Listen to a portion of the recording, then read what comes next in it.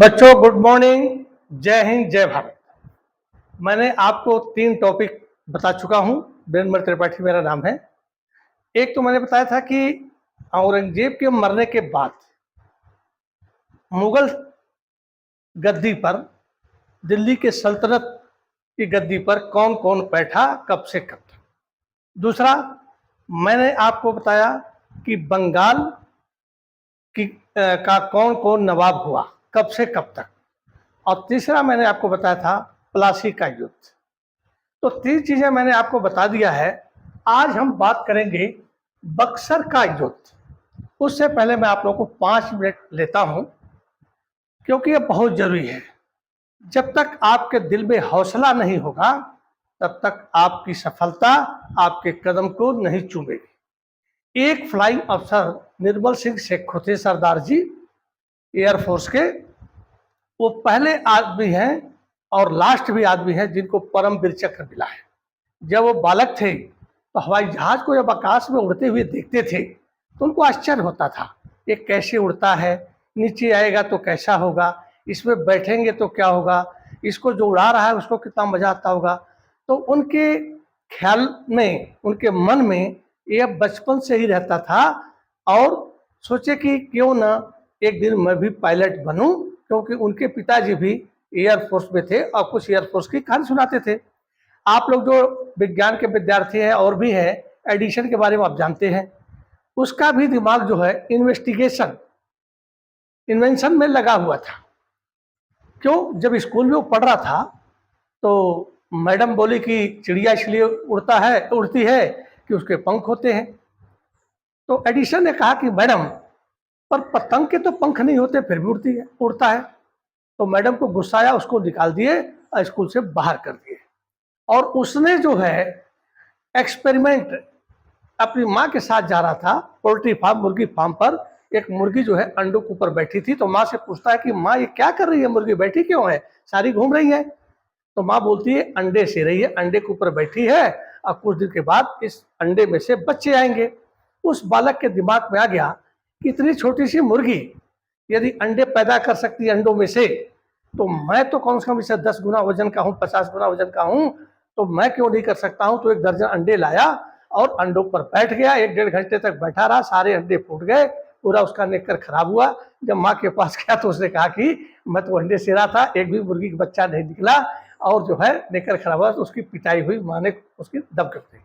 वो investigation, invention करता रहा और एक दिन वह विश्व का बहुत बड़ा वैज्ञानिक बना। और उसने जो है ये जो बिजली जल रही है ना, बल्ब आविष्कार किया, ग्रामोफोन का आविष्कार किया। उसने बहुत सारे जो है, लेकिन 1200 एक्सपेरिमेंट करने के बाद ही बिजली का बल्ब आविष्कार किया। और न्यूयॉर्क वाले हंसते थे, वैज्ञानिक हंसते थे, अरे यार ये बिजली का बल्ब लाइट प्रकाश कैसे दे सकता है। तो उसने कहा था कि मैं अपने जीवन में वह चीज बनाऊंगा जो दुनिया को खुशी दे, हंसी दे। मैं वह चीज नहीं बनाऊंगा जो दुनिया की को बर्बाद करे। तो पढ़ा लिखा नहीं था, मेहनत करता तो रहा। तो ग्रामोफोन, उसके बाद जो है एक जो टेलीफोन जो है, टेप रिकॉर्डर जो हम लोग गाना सुनते हैं, और बिजली का बल्ब का जो आनंद लेते हैं, 2 आविष्कार उसने किया। तो कहते हैं कि मुझे कुछ करना है।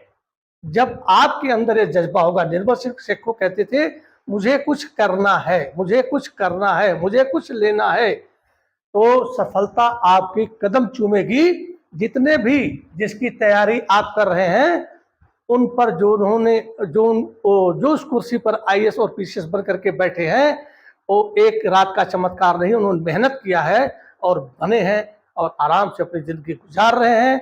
यदि आपको भी यदि बनना है तो उसी तरह से निर्मल सिंह सेखो 12 पढ़ करके 12 पास करने के बाद, इंटरमीडिएट करने के बाद वो इंजीनियरिंग की पढ़ाई कर रहे थे। उसी समय एयरफोर्स का वैकेंसी निकला पायलट अफसर के लिए, फॉर्म भर दिए, एग्जाम दिए, पास हो गए। तब अपनी माँ को बताया कि मैं एयरफोर्स में पायलट में भर्ती हो चुका हूँ। माँ घबरा गई, क्योंकि वही जहाज में जाना है और जहाज में जाना है, कभी खराबी हो सकती है। और उसके भी बात छोड़ो, यदि युद्ध लग गया तो युद्ध में भी जाना पड़ेगा। लेकिन 71 का युद्ध लगा, मैंने इस पर एक वीडियो बनाया है।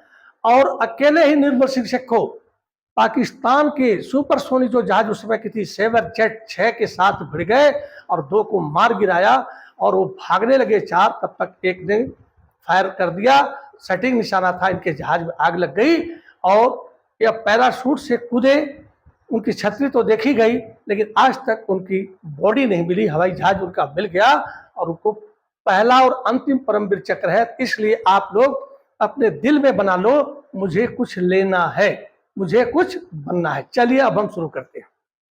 ये है बक्सर का युद्ध। इससे पहले 1757 1757 में प्लासी का युद्ध हुआ था। उसमें सिराजुद्दौला की सेना थी, लेकिन उस सेना में 3 लोग गद्दारी किए। जो सेना का मेन कमांडर था, कमांडर इन चीफ था मीर जाफर, जो घुड़सवार सेना का इंचार्ज था, क्योंकि युद्ध में घुड़सवार सेना का बहुत बड़ा वैल्यू होता है, तो उसने अपनी सेना, दुर्लभ राय उन्होंने अपनी सेना को लड़ने के लिए भेजा ही नहीं। मैंने पहले भी बताया है, आज भी हमारे देश में 5 कमांड है और 5 कमांड की यदि 3 कमांड की सेना न लड़े तो 2 कमांड की सेना लड़ेगी तो हार निश्चित है। सिराजुद्दौला हारा, उसके बाद कहीं देता है कि उसका गर्दन काट दिया गया, कहीं देता है कि जुलाई में, क्योंकि 23 जून को युद्ध हुआ था और जुलाई में उसके लड़के के आदेश, जो मीरन था, उसको फांसी दे दी गई महल में ही। और मीरन भी 1760 2 जुलाई को उसके टेंट के ऊपर बिजली गिर गई और मीर जाफर का जो बड़ा पुत्र था मीरन, वो भी मारा गया। जैसी करनी वैसी करनी। अब क्या हुआ कि जब प्लासी का युद्ध खत्म हुआ तो मीर जाफर को बनाया गया था नवाब। मीर जाफर से 50 लाख युद्ध हरजाना लिया अंग्रेजों ने। लॉर्ड क्लाइव था उधर का कमांडर, लेफ्टिनेंट कर्नल। उसके बाद जो है इसने खुद, लॉर्ड क्लाइव ने खुद जो है 2,34,000 पाउंड का मीर जाफर से नजराना लिया। खुद जो है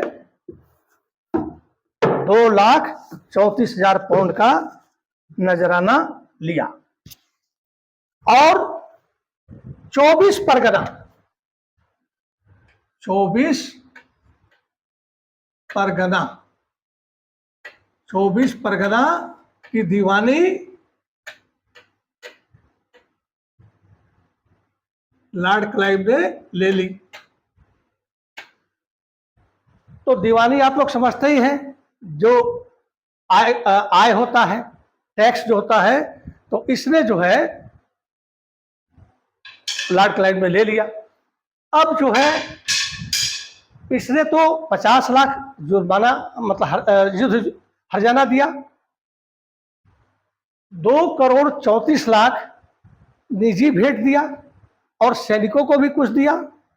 और इसके इतना पाने के बावजूद भी अंग्रेज जो है बिना कर दिए व्यापार करते थे, क्योंकि फक्सियार ने 1717 में मैग्ना कार्टा एक फरमान जारी किया था कि 3,000 रुपये वार्षिक यदि दे देते हैं तो बिना चुंगी दिए, बिना टैक्स दिए यह बंगाल में व्यापार कर सकते हैं। तो अब क्या की, और इसका जो है 24 परगना जो एक खास था उसका जो है इनको दीवानी इसने दे दिया। तो अब फिर इसके बाद इसको चूसते रहे और खजाना खाली हो गया, जनता परेशान हो गई। यहां तक कि मीर जाफर के महल में जो चांदी और सोने के बर्तन थे उसको भी उसने बेच दिया अंग्रेजों का पेट भरने के लिए। फिर भी अंग्रेजों का पेट नहीं भरा और लास्ट में 25 लाख रुपया जो है उस पर मीर जाफर को देना था, कर्ज पड़ गया। मीर जाफर घबरा गया, अब मैं क्या करूं, इससे बढ़िया तो मैं नवाब न होता तो ठीक था, क्योंकि था तो उसी जगह का, उसके भी रिश्तेदार थे, उसके भी दोस्त थे, उसके भी लोग बातचीत करने वाले थे। तो बंगाल को एक कंगाल करने लगे अंग्रेज। इसलिए छुप होकर के धीरे धीरे डचों से दोस्ती बनाई कि चलो, क्योंकि फ्रांसीसी तो प्लासी खुद में आए थे, इसने गद्दारी किया था तो फ्रांसीसी से तो दोस्ती कर नहीं सकते थे। तो इसने क्या किया कि डचों से दोस्ती बनाई। अब अंग्रेज जो मुर्शिदाबाद था और कलकत्ता की जो दूरी थी वो 217 किलोमीटर थी। तो जो भी ये हरकत करता था उनको पता चल जाता था। इन्होंने इल्जाम लगाया कि तुम डचों से दोस्ती कर रहे हो। अंग्रेजों ने सोचा, क्लाइव ही था उस समय, तो क्लाइव ने सोचा कि क्यों ना हम डचों को मार भगाएं, उनसे युद्ध करें और उनको युद्ध में हरा दें। तो 1759 में वेदरा का युद्ध हुआ। वेदरा का युद्ध डचों के साथ हुआ।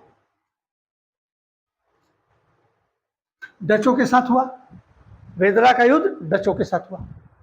अब उनकी शक्ति खत्म कर दी, कह दिया कि आप व्यापार करना तो कीजिए लेकिन राजनीतिक हस्तक्षेप नहीं करेंगे, और उसके बाद वो शांत हो गए। उसके बाद सप्तवर्षीय युद्ध 1756 से 1763 के बीच में यूरोप में हो रहा था, जिसमें फ्रांस और अंग्रेज लड़ रहे थे। तो हमारे हिंदुस्तान में भी ये लड़ रहे थे। तो 1760 वेंडिवास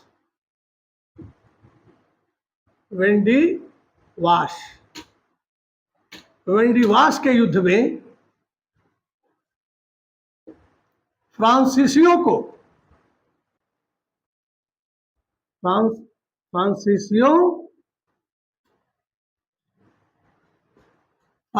को युद्ध में इन्होंने हरा दिया, वेंडिवास के युद्ध में। तो अब देखिए 57 में प्लासी का युद्ध लड़ा, 1759 में बेदरा का युद्ध लड़ा इन्होंने।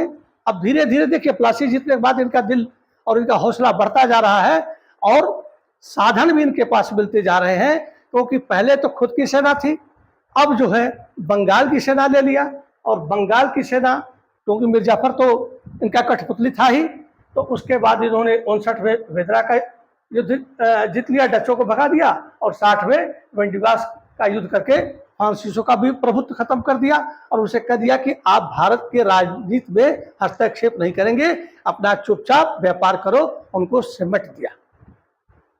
उसके बाद क्या होता है कि अब ये 3 युद्ध तो जीत चुके हैं। अब मीर कासिम को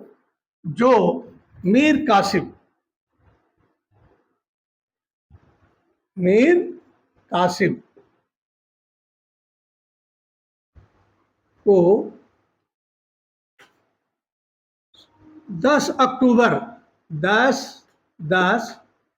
1760 में नवाब बनाया। क्या बनाया? नवाब बनाया। इसको क्यों नवाब बनाया? जब मिर्जाफर इनकी कही हुई चीजों को, इनके डिमांड को पूरा नहीं कर पा रहा था, तो इसको इन्होंने क्या कहते हैं, गद्दी से उतार दिया, और इसी के दामाद मीर कासिम को बंगाल का नवाब बना दिया। राजधानी इनकी मुर्शिदाबाद थी। अब क्या है कि जब मीर कासिम को बनाने की बात चल रही थी, तो पहले इसने कहा था कि मैं 3 जिलों की दीवानी आपको दे दूंगा। कौन कौन से जिले थे? चटगांव, मिदनापुर,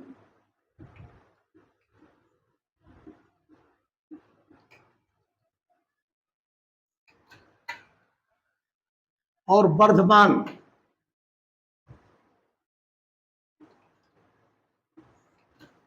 चटगांव, मिदनापुर और बर्धमान। अब ये जो है मीर कासिम और लॉर्ड क्लाइव के बीच में हुआ था कि यदि आप हमको बना देंगे तो मैं जो है आपको 3 जिले का, पहले तो 24 परगना का ही मिला था। अब ये क्या होता था आपको और बता दूं कि जो 24 परगना की जो दीवानी थी, जो राजस्व था, वह राजा के खजाने में जाता था, और वहां से ये अंग्रेज ले लेते थे। अब इनसे कहा तो बहुत फायदा होता था। अब अंग्रेज जो है बंगाल को ही चुने। किसी ने कहा है कि डुप्ले ने भारत की चाबी दक्षिण भारत मद्रास में ढूंढने की कोशिश की, जबकि क्लाइव ने भारत की चाबी बंगाल में खोज ली, क्योंकि बंगाल एक ऐसा राज्य है था जिसका भी ये बढ़ता घटता रहता था। मैंने आपको बताया ही है, उड़ीसा भी था, बंगाल भी था, बिहार भी था। यहाँ गंगा और ब्रह्मपुत्र, आज का बंगाल नहीं, 24 परगना वाला बंगाल नहीं, पश्चिमी बंगाल नहीं, बंगाल में जो पूरा बांग्लादेश है ये भी था, पूरा ये बंगाल। उसके बाद उड़ीसा भी था और बिहार भी था। यहाँ पर अंग्रेज लोग क्या करते थे, सूती वस्त्र का व्यापार करते थे। सूती वस्त्र, रेशम, सोरा, तंबाकू, सुपारी, क्योंकि कुछ एरिया आसाम का भी था, चाय। मतलब अंग्रेजों के पास कोई ऐसी चीज नहीं थी जो वहां से ला करके, कोई उत्पादन वाली चीज नहीं थी जो हमारे भारत में ले आए और एक्सचेंज करके जो है ये सब ले जाए। तो वह चांदी और सोना नाव में भर करके लाते थे, और यहाँ से ये जो मैंने कहा सूती वस्त्र, रेशम, कपास भी कह लीजिए, कपास से ही सूती वस्त्र बनता है, रेशम, सोरा, तंबाकू, सुपारी, चाय, नमक, चीनी और भी बहुत सी चीजें ये लेकर के जाते थे चांदी और सोने के बदले में। लेकिन अब जो है, जब मीर कासिम ने कह दिया कि चटगांव, मिदनापुर और बर्धमान की मैं जो है दीवानी आपको दे दूंगा, तो 10 अक्टूबर 1760 को मीर जाफर को गद्दी से उतार दिया जाता है और मीर कासिम को बना दिया जाता है। मीर कासिम मीर जाफर का क्या होता है, दामाद होता है। ये पहले जो है रंगपुर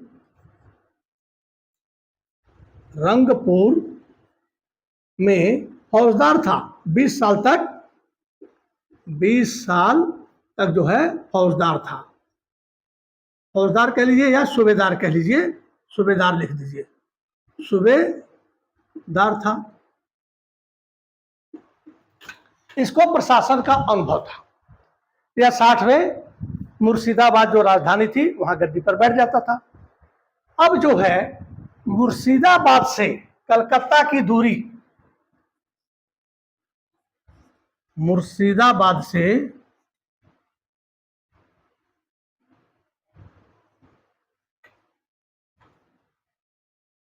दो सौ किलोमीटर दूर जो था कलकत्ता था, कलकत्ता था।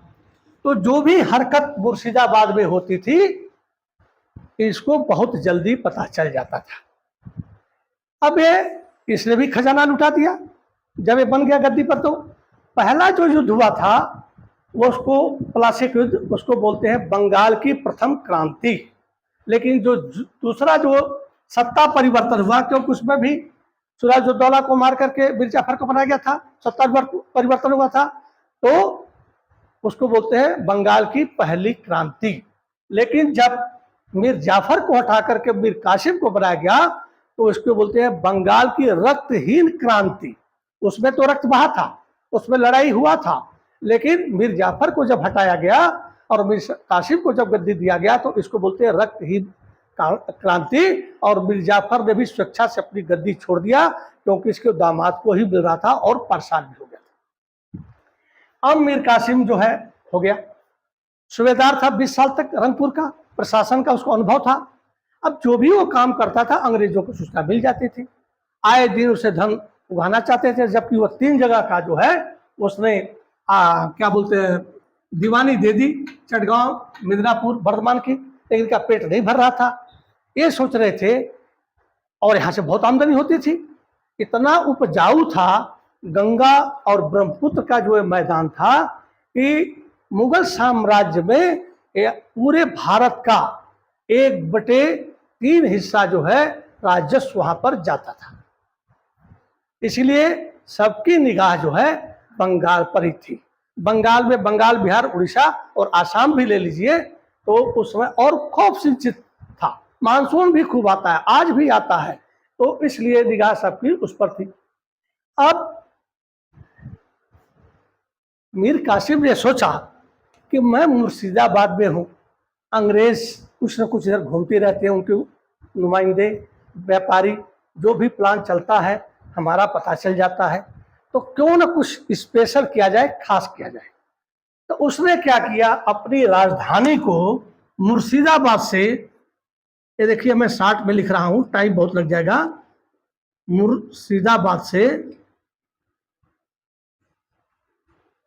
मुर्शिदाबाद से मुंगेर,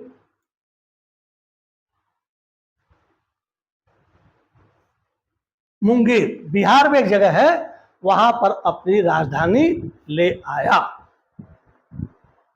और जिससे कि अंग्रेजों का बार बार हस्तक्षेप न हो, मुंगेर लाया। अब देखिए, अब कलकत्ता से मुंगेर की जो दूरी थी 459 किलोमीटर।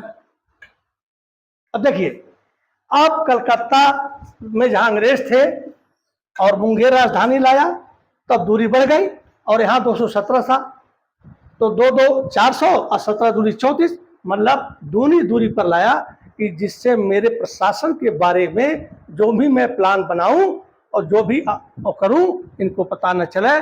और जैसे ही मुंगेर आया, अपने को स्वतंत्र शासक इसने घोषित कर दिया। पहला काम तो इसने यह किया कि राजधानी जो है मुर्शिदाबाद से मुंगेर है। उसके बाद वो जानता था कि प्लासी के युद्ध में ट्रेंड सेना नहीं थी, हारी, तो इसने क्या किया, सैनिकों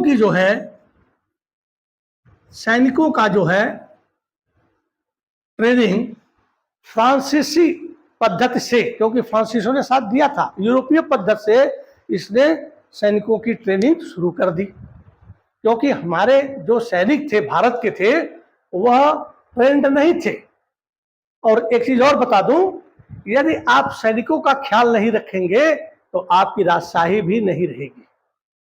और यहाँ पर 2 प्रकार की सेना होती थी, एक राजा की होती थी, लेकिन उनका भी परमानेंट हमेशा जो है डेली ड्रिल नहीं होता था, प्रैक्टिस नहीं होता था, ऐशो आराम की जिंदगी जीते थे, इसलिए मुगल साम्राज्य खत्म हो गया।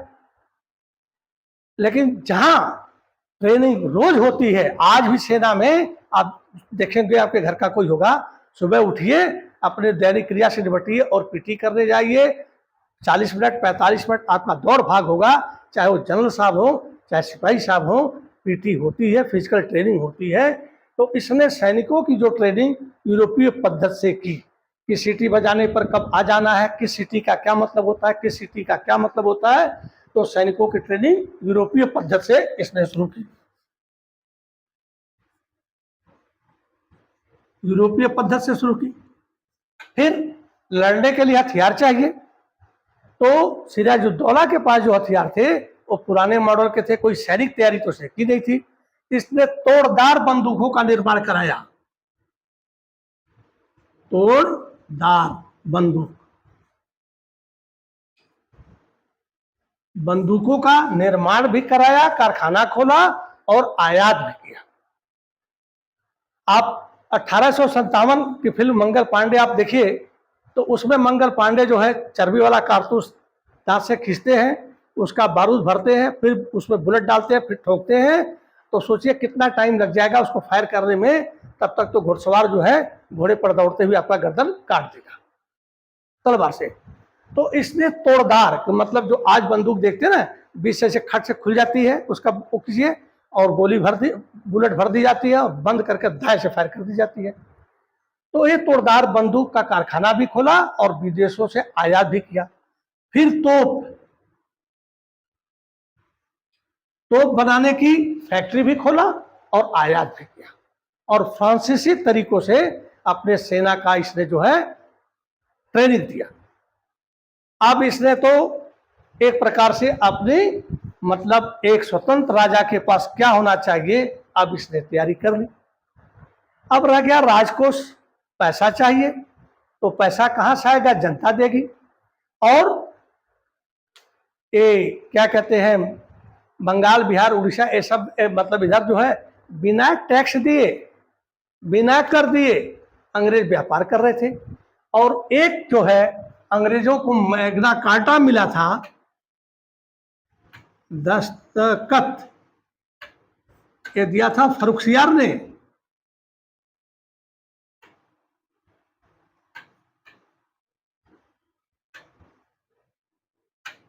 (1717) में।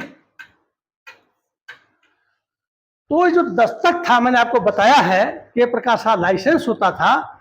हमारे जो भारतीय व्यापारी थे, जो बंगाल के व्यापारी थे, उनको ये प्लासी युद्ध के बाद और ज्यादा दस्तक बेचने लगे। और 40% जो है उनको छूट, 100 रुपया दिए, उनको टैक्स देना पड़ता था माल ले जाने के लिए, तो 40 रुपये में ही वो लेकर के कर देते थे। अब वो 40 रुपया तो राजकोष में आना चाहिए ना, तो अंग्रेज अपने पास रख लेते थे। और ये जो फरमान था दस्तक, इसको मीर कासिम तो खत्म नहीं कर सकता, क्योंकि दिल्ली से मिला था, तो दिल्ली वाले ही खत्म कर सकते हैं। तो उस समय दिल्ली में मुगल बादशाह शाह आलम द्वितीय बैठे थे, वो खुद ही पावरलेस थे, वजीर उनके ऊपर हावी था, वो कुछ नहीं कर सकते थे। तो इसने फरमान को कैंसिल तो नहीं किया, पर फरमान को जो है इसने दस्तक को प्रभावहीन कर दिया।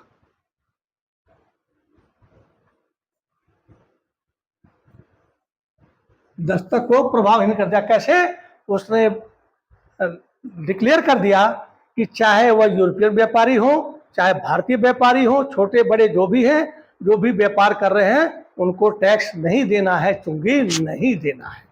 बल्ले बल्ले हो गया। अब अंग्रेज जो है 40% जो लेकर के करते थे, इनको बहुत ज्यादा आमदनी होती थी। अब ये जब सुन करके इनको शौक मार गया, बिजली का शॉर्ट, पैर तले जमीन खिसक गई कि मेरा तो बहुत बड़ा जो है एक्स्ट्रा जो लाभ हो रहा था वो खत्म हो गया। अंग्रेजों ने विरोध किया, पर इसने माना नहीं।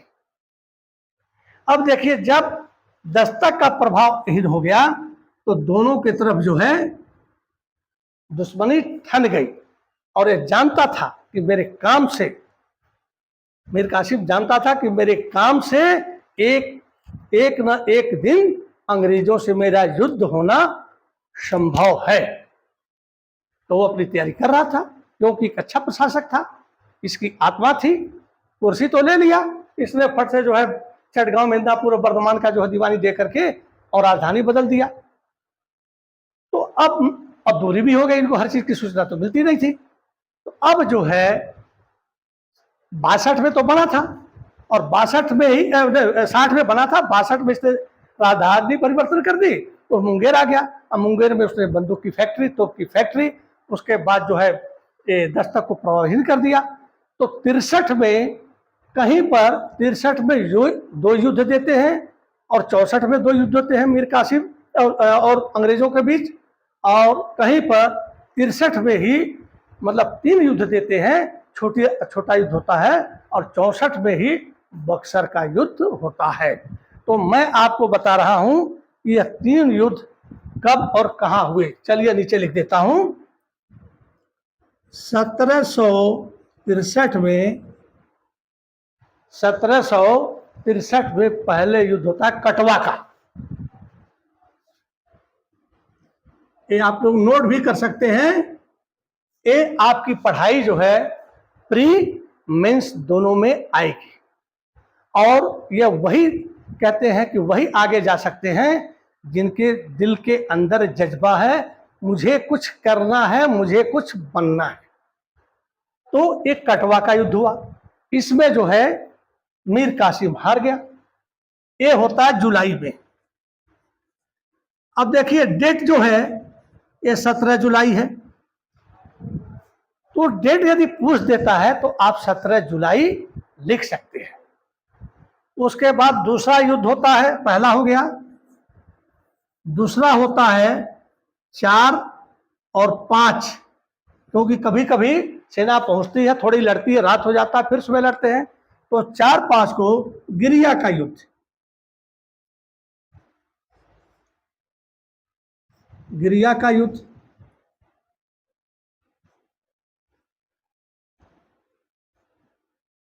तो कटवा का युद्ध, दूसरा गिरिया का युद्ध, और ये होता है अगस्त में। अगस्त में। अब थोड़ा ऊपर बिठा देता हूं और तीसरा भी यहीं पर दे देता हूं मैं आपको। चलिए यहां पर दे देता हूं तीसरा।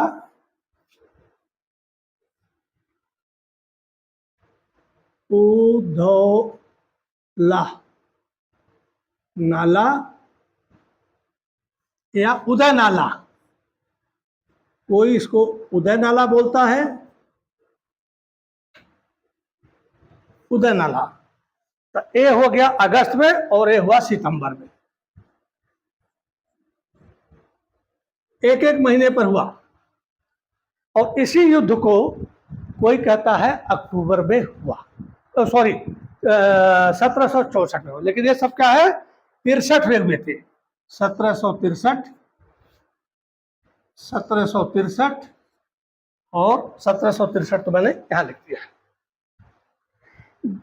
अब थोड़ा सा इसको हटाया जाए क्योंकि जगह अब नहीं है। तो अब जब ये तीन युद्ध हुआ और तीनों युद्ध में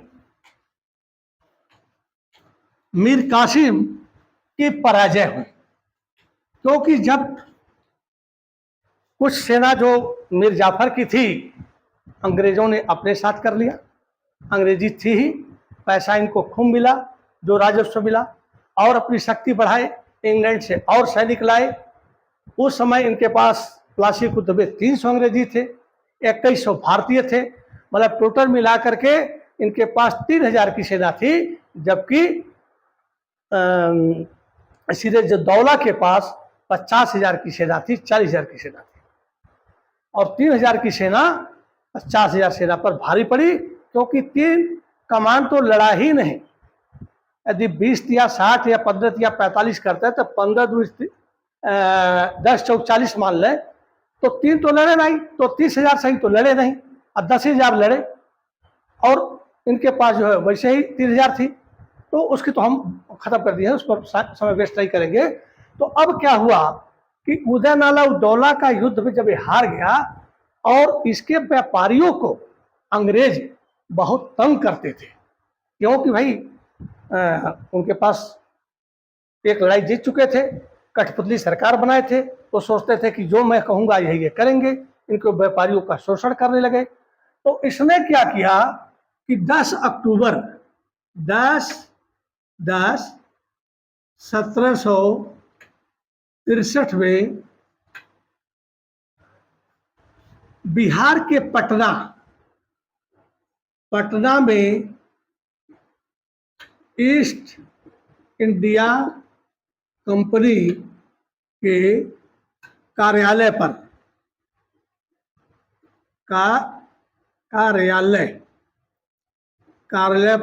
आक्रमण कर दिया, और नियर अबाउट 45 अंग्रेजों की हत्या कर दी। परेशान हो गया ये, बादशाह था, सूबेदार था, 20 साल तक रहा, इसके खून गर्म था, मीर जाफर नहीं था।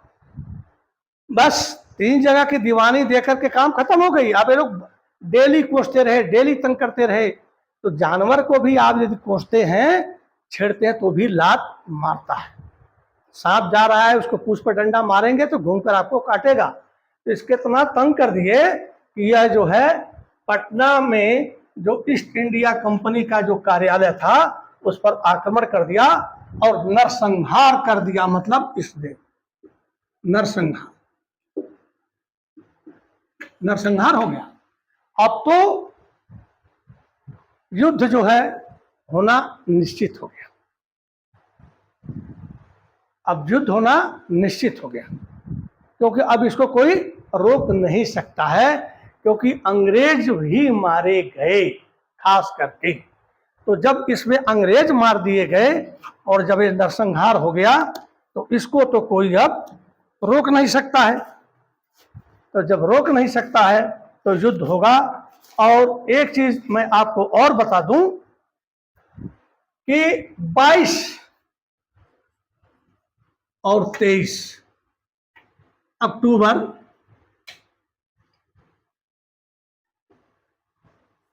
बक्सर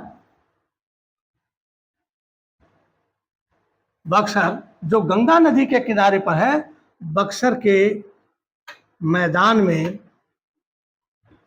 युद्ध हुआ।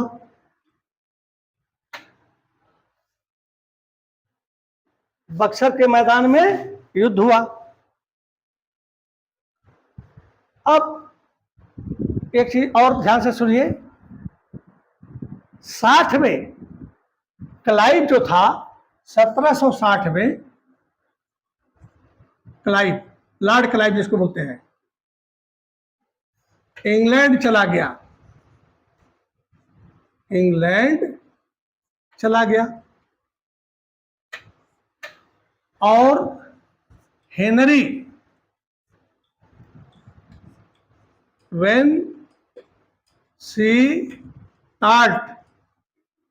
हेनरी वेनसीटार्ट जो है 1760 में गवर्नर बना। गवर्नर, ठीक है। अब जो है प्लासी, जो बक्सर का युद्ध हो रहा है, उस समय बंगाल का गवर्नर हेनरी वेनसीटार्ट था। और इस युद्ध में, जो बक्सर का युद्ध हुआ, इसका अंग्रेजों का सेनापति कौन था? मेजर मुनरो, हेक्टर मुनरो कहते हैं, major Munro, major Hector Munro. चलिए यहां पर हेक्टर मुनरो कर दें।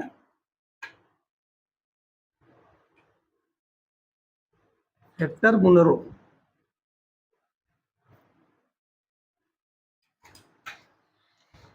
जब इसने पटना के कार्यालय पर अटैक किया, इसको पता चल गया कि अब तो युद्ध होना ही है, तो मदद के लिए ये चला गया अवध। जहां अवध गया, अवध को बहुत लोग लखनऊ बोलते हैं, लेकिन ये है फैजाबाद। फैजाबाद जो आज अयोध्या बनी हुई है, जो आज अयोध्या है। यहां का नवाब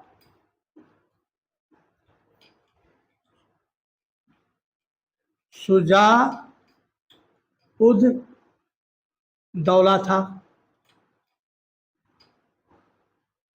और यह शाह आलम द्वितीय, जो दिल्ली की गद्दी का, जो दिल्ली का सुल्तान था, उसका ये वजीर था, नवाब था और दिल्ली के प्रति वफादार था, उसका ये वजीर था। तो ये जो है मीर कासिम जो है,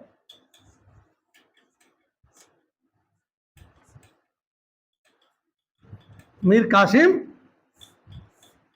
अवध के नवाब शुजा-उद-दौला के पास गया। उसके बाद अपनी सारी बात बताई। शुजा-उद-दौला भी सारी हरकतों को देख रहा था, क्योंकि वो भी एक नवाब था। क्यों अंग्रेजों ने प्लासी युद्ध में सिराजुद्दौला को हराया, मीर जाफर को बनाया, चूसा खूब, उसके बाद उसके दामाद मीर कासिम को बनाया। 3 युद्ध हुआ, कटवा का, गिरिया का, और तीसरा युद्ध हमने कहाँ बताया? कटवा, गिरिया। दिमाग से उतर गया अभी, जबकि मैं बोर्ड पर लिखा था। चलिए भी याद आ जाएगा।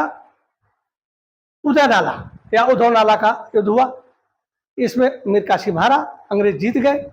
कारण कि अंग्रेजों के पास अब सेना ज्यादा थी, बंदूकें अच्छी थी, तोपें अच्छी थी, और वेल ट्रेंड सैनिक थे।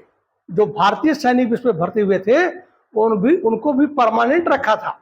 जबकि हमारी सेना जो है वह परमानेंट बहुत थोड़ी सी होती थी, और जो होती भी थी वो ऐशो आराम की जिंदगी जीती थी। उनका ड्रिल और युद्ध अभ्यास नहीं होता था। इसीलिए मुगल साम्राज्य का पतन के कारण में जब आएगा तो हम आपको ये भी एक टॉपिक बताएंगे। मियाँ बीबी लेकर के चलते थे, बच्चे लेकर चलते थे, शाही हरम चलता था। जिस समय हुमायूं गया था शेरशाह सूरी से लड़ने के लिए, तो उसकी सारी औरतों को शेरशाह सूरी ने पकड़ लिया था। हुमायूं भाग गया था, गंगा में घोड़ा डाल दिया था और नदियों किनारे होता कि भाग जाओ पानी के रास्ते। तो उस समय उनकी औरतों को पकड़ा था, लेकिन शेरशाह सूरी ने इज्जत जो है हुमायूं पर पहुंचा दिया था।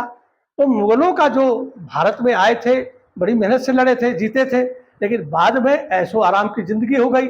और ऐसे ही करते करते इनके पूर्वज तो जो है शाह आलम तब पालम, शाह आलम का जो शासन कहा था, पालम हवाई अड्डा जो है दिल्ली में लाल किले से वहां तक का था। बाकी ये थे, कोई अफीमची था, कोई शराबी था, कोई लाल कुंवर बेश्या से शादी कर लिया था। तो बड़ी लंबी कहानी है, वो सब चीजें तो छोड़िए। तो हम तो मीर कासिम जो है शुजाउद्दौला के पास गया, शुजाउद्दौला को सारी बात बताया। शुजाउद्दौला ने कहा कि यदि अंग्रेजों को नहीं रोका गया, यदि अंग्रेजों को नहीं रोका गया, क्योंकि उसके बाद अवधि आता था बिहार के बाद, तो कल मेरी भी कुर्सी खतरे में पड़ जाएगी। तो उसने जो है कांटेक्ट किया दिल्ली के सुल्तान शाह आलम द्वितीय से, वो भी आ गए अवध, और इन्होंने मिल करके एक त्रिगुट जो है अपना सेना बनाई, एक संगठन बनाया और कहा कि हम इनसे लड़ेंगे। तो कुछ टाइम लगता है ना, अब वहां से तो हट गया हो कासिम बाजार वो क्या पटना वाला घटना का, तो उसी 63 में ही मतलब इसको नवाब से हटा भी दिया इन्होंने, पर से नवाब नहीं माना, लेकिन अभी वो नवाब था। तो वहां पर एक हुआ। और देखिए हमारे हिंदुस्तान, हम गुलाम क्यों हुए? चंद पैसों के चक्कर में हम अपना जमीर बेच देते हैं, और जब पकड़े जाते हैं तो इतना पछतावा होता है कि कुछ लोग तो आत्महत्या कर लेते हैं। बड़े बड़े अधिकारी जो है गमन करते हैं पैसा का, और पकड़े जाने पर फिर रोते हैं, उनका जिंदगी खराब हो जाता है। तो बनारस के राजा, अब देखिए बनारस के राजा बलवंत सिंह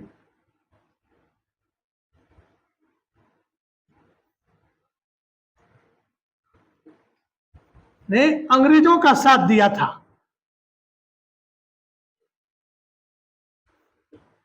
अंग्रेजों का साथ दिया। अब देखिए पहले तो हमारा हिंदू राज था पृथ्वीराज चौहान के समय पर, जयचंद ने बुलाया, तुर्कों का राज्य हुआ, उसी में खिलजी वंश, सैयद वंश, लोधी वंश ये सब आए, फिर मुगल वंश आए। लेकिन हमारे जो है हिंदुस्तान के जो राजा लोग थे ये हमेशा गद्दारी का, बहुत लोग नहीं कुछ ही लोग, इतिहास में बहुत कम लोग जानते हैं। बलवंत सिंह जो बनारस के राजा थे, इन्होंने बक्सर के युद्ध में अंग्रेजों की तरफ से लड़े, अपनी सेना लगाई। अब त्रिकुट किसका किसका बना? मीर जाफर, सॉरी मीर जाफर नहीं, मीर कासिम, उसके बाद शुजाउद्दौला,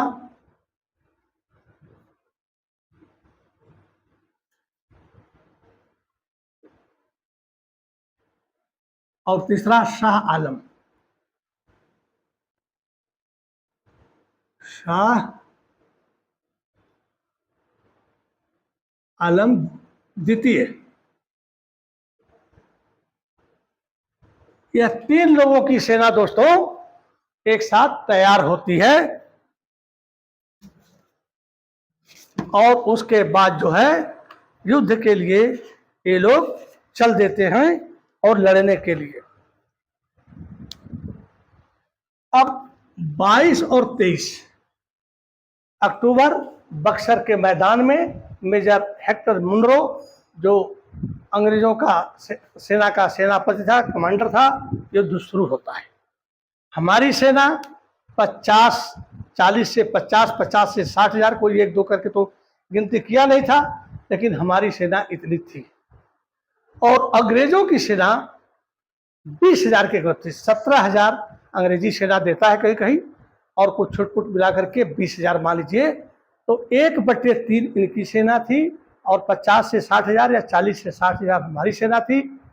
जिसमें कुछ तो 17,000 शाह आलम की सेना थी, उसके बाद सुजाउद्दौला की सेना थी, और जो मीर कासिम की जो सेना थी वो भी वहाँ पर कुछ लेकर के गया था। यह तीन मिला करके 50 से 60 या 40 से 50,000 थे, और यहाँ पर युद्ध होता है। जब युद्ध होता है तो अंग्रेजों की जैसे ही ये आगे बढ़े भोर में, तैसे ही वो 15 मिनट के अंदर में उनकी सेना जो है लाइन हाजिर हो गई, मतलब लाइन में फॉलिंग हो गई और अटैक हो गया। और उनके पास जो हथियार थे, अब उन्होंने और अच्छे हथियार मंगा लिए थे, क्योंकि अब उनके पास जो है आमदनी की कोई कमी नहीं थी। एक तो दस्तखत से पैसा इकट्ठा खूब किए, चोरी किए। दूसरा जो है 24 परगना का जो दीवानी उनको मिला ही था, और 3 जिले जो बहुत ही मोस्ट इंपॉर्टेंट थे उनकी आमदनी जो है मतलब मिल गई इनको, तो माला माल हो गए। पहले ये जो है इंग्लैंड से सोना और चांदी लाते थे, पर इतने से ही अब ये क्या किए, यही सामान जो इनको पैसा मिल जाता था उसी से यहाँ पर जो मैंने आपको बताया कि सोरा, सूती वस्त्र, उसके बाद क्या बोलते हैं सुपारी, उसके बाद जो है तंबाकू, रेशम, ये सब खरीद करके अपने देश जाने लगे। अब उनको वहां से सोना और चांदी मंगाने की जरूरत नहीं पड़ती थी। अब ये चाह रहे थे कि यदि पूरे बंगाल, जिसमें बंगाल भी है, बिहार भी है, उड़ीसा भी है, यदि उसकी दीवानी हमको पूरी मिल जाए, राजस्व मिल जाए, तो हम माला माल हो जाएंगे। तो इसी को ध्यान में रखते हुए ये जो है अपनी रणनीति बना रहे थे, और क्लाइव का जो है यही रणनीति था। लेकिन 1760 में तो क्लाइव चला गया, उसको बुला लिया गया, और उस समय वेनस्टार्ट जो है, हेनरी वेनस्टार्ट जो है गवर्नर बने, और 64 का युद्ध शुरू होता है, जिसमें हमारी जो है सेना हार जाती है। और उसके बाद जो है जब सेना हार रही होती है तो शाह आलम द्वितीय अपनी दिल्ली की गद्दी बचाने के लिए अंग्रेजों की तरफ हो जाते हैं। सुजाउद्दौला काफी समय तक लड़ता है, लेकिन वो भी हारने लगता है। तो वो भी क्या करता है कि नाव का पुल बना, उसके बने रहते हैं पहले गंगा नदी में, पहले से बिल होते हैं, उससे वो भाग जाता है, उस पार जाकर के पुल को नाव का तोड़ देता है। लेकिन लास्ट में वो भी सरेंडर कर देता है, और मीर कासिम जो है अपना कुछ खजाना ले करके भाग जाता है। जोधपुर राजस्थान घूमते दिल्ली के कोटला वाली जगह पर इतिहास में लिखा हुआ है कि वह गरीबी में अपने प्राण त्याग देता है। तो इस तरह से जो है बंगाल का पतन हो गया। और अब इसमें यह चीज आता है कि जब बंगाल, तो इसको फिर बिता देता हूं दोस्तों। अब युद्ध जब हार गए तो आप जानते ही हैं कि वो सीधे सीधे जो है बंगाल, बिहार और उड़ीसा का जो है दीवानी ले सकते थे, लेकिन वो दुनिया की नज़रों में अतताई बनना नहीं चाहते थे। तो जब यह युद्ध खत्म हो गया, शाह आलम अंग्रेजों के पाले चला गया, सुजाउद्दौला भी उधर चला गया, तो अब क्या होता है, संधि होती है। आप लोग जानते हैं संधि, समझौता जिसको बोलते हैं, संधि, या ऐसे भी लिखिए संधि। ये जो संधि है इसको कहते हैं इलाहाबाद की संधि।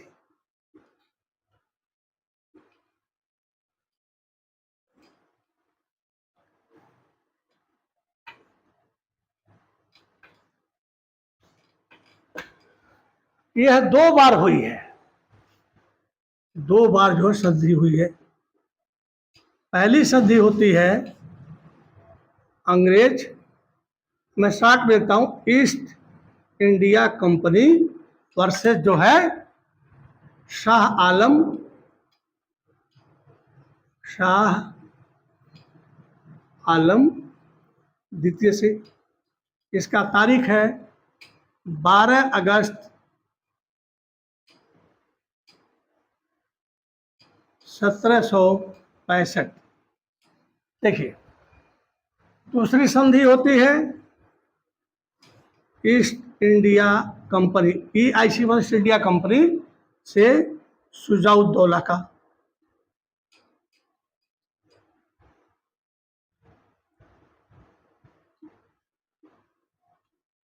ये होता है 16 अगस्त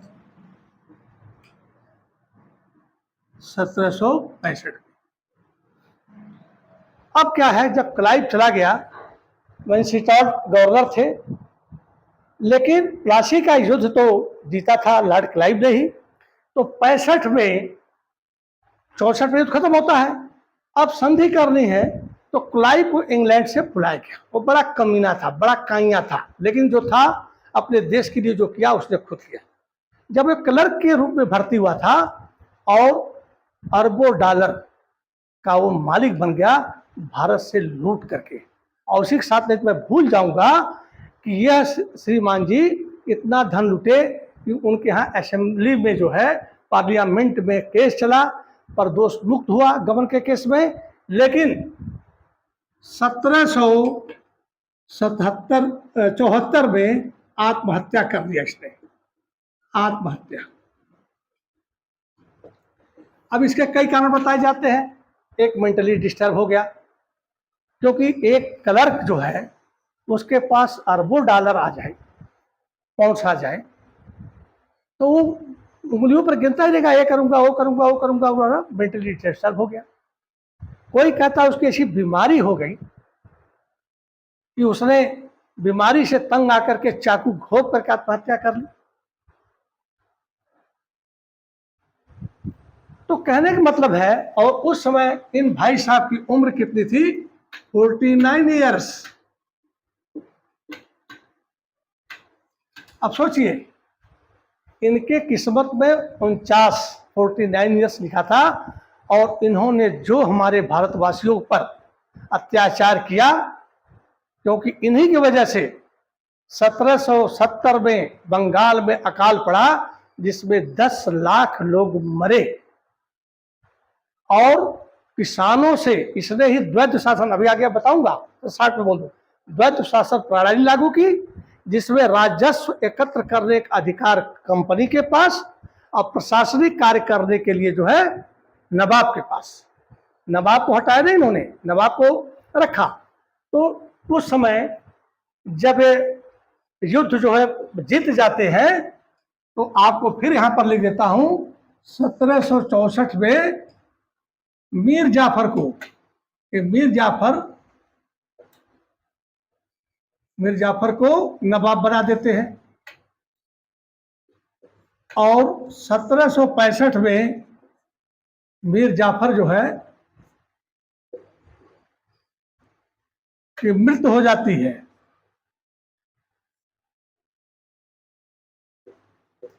अब सोचिए, 66 साल की उम्र में यह बेचारे गद्दारी करते हैं 57 में, और 3 साल उधर और 5 साल इधर, यही इनके पास बच्चा था। तो 5 3 8, 8 में जो है 4 साल निकाल दीजिए, तो 4 ही साल नवाब रहे, और देश में अंग्रेजों को घुसा करके, और जैसे फेविक्विक होता ना उस तरह से चिपका दिए। और अपने ही, जबकि मीर जाफर सिराजुद्दौला के बुआ का लड़का था। मैं कहाँ कहाँ था बताऊं, वीडियो बहुत लंबा हो जाएगा। बुआ का लड़का था, इनका रिश्ता था मुसलमानों में, तो चाचा की लड़की शादी कर लो, मामा की लड़की शादी कर लो, अपनी बहन की लड़की से शादी कर लो। तो उसके बुआ का लड़का था मीर जाफर सिराजुद्दौला का। तो क्या था कि अब सोचिए कि इनको क्या मिला।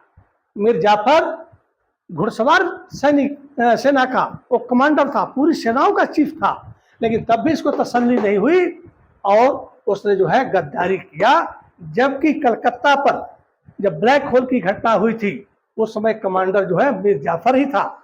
यदि मैं लिखा नहीं हूं, आपको बता दूंगा, कभी एग्जाम में आ जाए कि ब्लैक होल जो घटना थी, जबकि हमारे भारतीय इतिहासकार नहीं मानते हैं, यदि उसको सच भी कर लिया जाए, 146 आदमी को कोठरी में कैद किया था, नेक्स्ट दिन खोला गया था, तो 23 जिंदा बचे और 123 मर गए थे। तो उस समय सेना का कमांडर सिराजुद्दौला के साथ मीर जाफर ही था। लेकिन 56 में, 15 जून 56 में अटैक होता है। पहले कासिम बाजार में होता है, उसके बाद फोर्ट विलियम पर होता है कलकत्ता में, और उस समय मीर जाफर ही थे। लेकिन 1 साल में ही क्या इनके अंदर गड़बड़ी हो गई। ये बूढ़े आदमी का सनक था कि गद्दारी कर गया और अपनी सेना को भी मरवाया, अपने देश को लुटवाया। और गद्दारों में जब नाम आता है तो पहले हिंदू राजाओं में जयचंद का और उस मुस्लिम राजाओं में मीर जाफर का।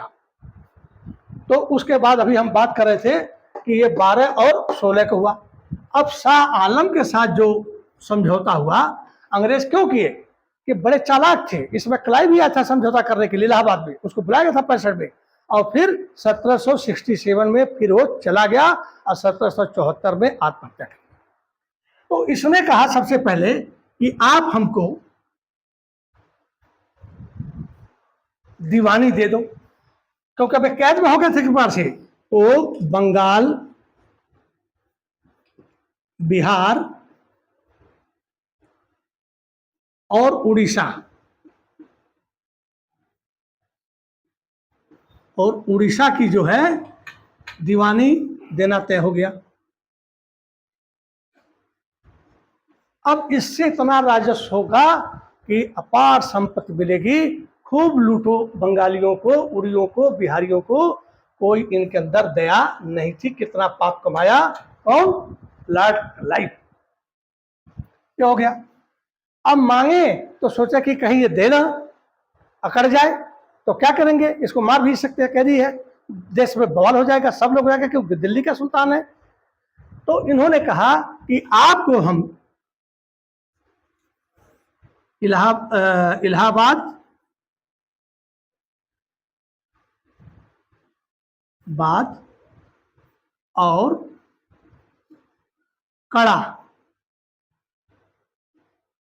कड़ा का जिला दे देते हैं और साथ में 26 लाख वार्षिक पेंशन दे देते हैं। वार्षिक पेंशन आपके गुजारे भत्ते के लिए। और ये जो है, ये नवाब कब बने थे? 59 में बने थे शाह आलम द्वितीय, और 1806 में इनकी मृत्यु होती है। इनके वजीर ने इनको कैद करके बाद में इतिहास है इनकी आंखें फोड़ दी थी। तो ये होता है उस जमाने में राजा बनने में क्या होएंगे, क्या पाएंगे। दोस्तों, खाना है 2 रोटी चाहे 4 रोटी, कपड़े पहनना है, भगवान की प्रकृति में ठंडी हवा लेना है, ज्यादा लालच प्रलय कर देता है। तो इनको जो है इलाहाबाद और कड़ा का जिला, साथ में 20 लाख वार्षिक पेंशन। अब जो है, अब सिराजुद्दौला शुजाउद्दौला से अब क्या होता है, इनसे कहा जाता है कि आप कड़ा, इलाहाबाद जो उनको मिला था कि जिले जो है शाह आलम को दे दीजिए। नंबर 1। नंबर 2, 50 लाख युद्ध हर्जाना दीजिए।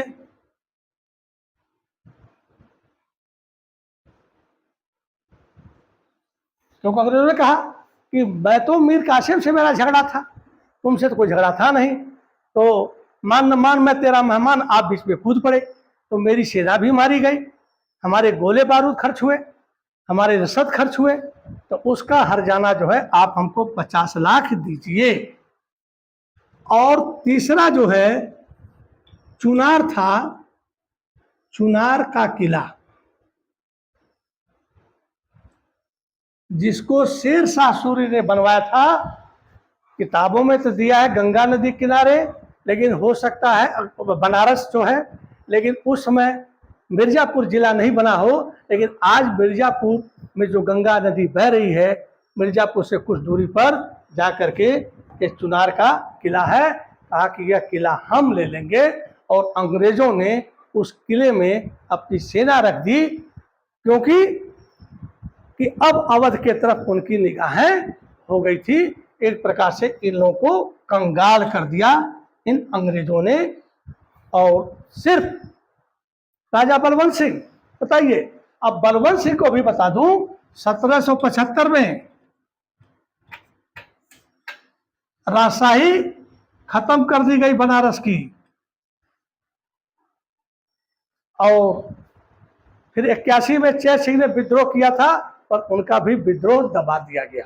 अब तुम छोटा सा बनारस के राजा हो यार, जहां बंगाल के नवाब नहीं जीत पाए तो तुम्हारी क्या औकात है जीत लोगे। तो गद्दारी जब करोगे ना, तो गद्दारी का रिजल्ट जो है, मतलब जो धन, जो चीजें हम कमाते हैं मेहनत से, वह जो है अच्छा चलता है। बेईमानी का, गद्दारी का धन जो है, पूरा इतिहास भरा है कि गद्दार जो है, जो जयचंद जो है 1191 और 92 में जो पृथ्वीराज चौहान से गद्दारी करके मोहम्मद गोरी को बुलाया था, तो 92 ने गोरी ने जीत लिया था, और 93 और छोड़ करके 94 में कन्नौज का युद्ध हुआ, और एक गौर सैनिक ने एक ऐसी तीर मारी कि जयचंद हाथी पर बैठा था, उसकी आंख पे लगा। और अब देखिए, जब संधि हो गई तो संधि लिखने वाले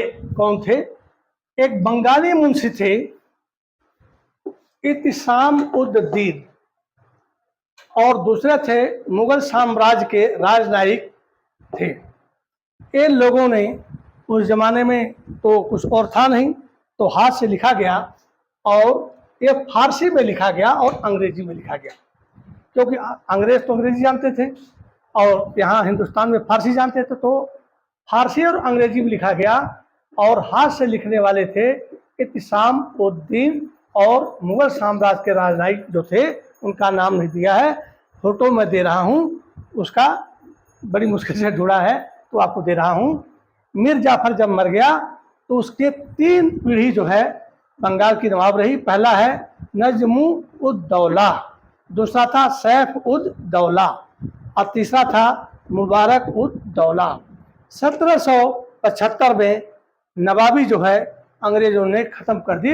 1775 के बाद जो है फिर कोई जो है नवाब बंगाल में नहीं रहा, सीधे प्रशासन अंग्रेजों ने अपने हाथ में ले लिया। वह नीचे गिरा और तड़प के मर गया। तो मैं तो यही कहूँगा कि यह जो है, अब अंग्रेजों के पास इतना बड़ा साम्राज्य आ गया, तो हमारे देश की दुर्दशा कैसे हुई। और बाद में द्वैध शासन लागू कर दिया, बस छोटा सा रह गया द्वैध शासन। द्वैध शासन बंगाल, बिहार, उड़ीसा, बंगाल, बिहार, उड़ीसा की जो है दीवानी टैक्स अंग्रेज ले लिए, और प्रशासन का काम, निजामत जिसको बोलते हैं, निजामत का काम, प्रशासनिक काम, निजामत जो है वह जो है नवाब के पास था। तो जब सारा पैसा ही आप ले लोगे, तो जो पुलिस का खर्चा है, सेना का खर्चा है, न्यायालय का खर्चा है, सड़क बनाने का खर्चा है, अकाल पड़ा है, गरीबों को देना है, नवाब कहाँ से देगा। तो ये क्या करते थे अंग्रेज, कुछ पैसा मतलब नवाब को दे देते थे और कहते थे इसी में काम चलाओ। तो नवाब जो पहले के थे, जो हमारे देशवासियों का, अपने राज्य के लोगों का सेवा कर पाते थे, अब वो नहीं कर पा रहे। और जनता को क्या पता कि क्या हुआ, तो जनता के दिलों में इन नवाबों के प्रति नफरत भरती चली गई। और उसके बाद कहते हैं हमें का हानि को हो राजा। जनता भारत की तो यही है कि हमें का को हानि वाली, हमें क्या हानि है, हमको तो टैक्स देना है। लेकिन नहीं दोस्तों, यदि भारत की जनता यदि जागरूक होती ना, तो मोहम्मद गोरी जब चला था तो हमारा ही खाना पानी सब खा पी करके उसने, आगे वीडियो बनाऊंगा। तो अभी जो है ये पूरा जो है बंगाल का, ये बंगाल बिहार का धन हड़प लिए, और उसके बाद निजामत कार्य के लिए थोड़ा सा 10 रुपये की जगह का जरूरत था, 2 रुपया देते थे, इसी से काम चलाओ। जैसे आज भी कई देशों में होता है, यदि केंद्र हमारे राज्य को पैसा न दे तो राज्य अपने आमदनी से पूरा खर्चा नहीं चला सकता है, क्योंकि जो बहुत सी चीज़ें होती हैं जो हम टैक्स देते हैं वह सीधे केंद्र में जाता है और बहुत थोड़ा सा पैसा हमारे राज्य में जाता है। तो केंद्र वहाँ से फिर कहता बिहार को 70 करोड़ दे दिया, कर्नाटक को 80 अरब दे दिया। मतलब जहाँ जैसा चुनाव होता है सरकार जनता को लुभाने के लिए वहाँ पर भेज देती है और बाकी वाली जो जनता परेशान रहती है। यही अंग्रेजों का है कि जब उनको होता था तो ऐसे छिड़क देते, फीक दे देते थे बंगाल के नवाब को और उसी से काम चलाओ। इसी के साथ आपको मेरा वीडियो, मेरे बच्चों, हम फिर कह रहे हैं चलते चलते हमें कुछ बनना है, हमें कुछ करना है। तो आप इसको खूब ध्यान से पढ़िए, जल्दीबाजी में नहीं है। और यदि आप अर्जुन की तरह से, जब गुरु द्रोणाचार्य ने पूछा था सबसे कि शिष्यों से चिड़िया एक काट की रख दी थी तो मैं क्या दिखाई देता है, तो 104 जो थे सब बोले हमको पेड़ दिख रहा है, पत्ते दिख रहे हैं, डालियां दिख रही हैं। लेकिन जब अर्जुन का नंबर आया तो उन्होंने कहा था कि चिड़िया के आंख पर निशाना लगाना है। तो उसके बाद जो है अर्जुन ने कहा गुरुदेव मुझे चिड़िया की आंख, मुझे सिर्फ आंख दिख रही है, बाकी कुछ नहीं दिख रहा है, मतलब मुझे अपना लक्ष्य दिख रहा है। और वैसे ही ट्रेनिंग लेकर के जब द्रौपदी का स्वयंवर था तो ऊपर घूमती हुई मछली, नीचे कड़ाही में तेल रखा को छाया को देख करके बाण को ऊपर करके और अर्जुन ने भेज दिया था, जिससे द्रौपदी से की शादी हुई थी। इसी के साथ जय हिंद, जय भारत। अगला वीडियो हम आप बनाएंगे, इंतजार कीजिए, खूब देखिए, लाइक कीजिए, शेयर कीजिए और कमेंट्स जरूर बताइएगा कि मैंने कैसे किया। जय हिंद, जय भारत, वंदे मातरम।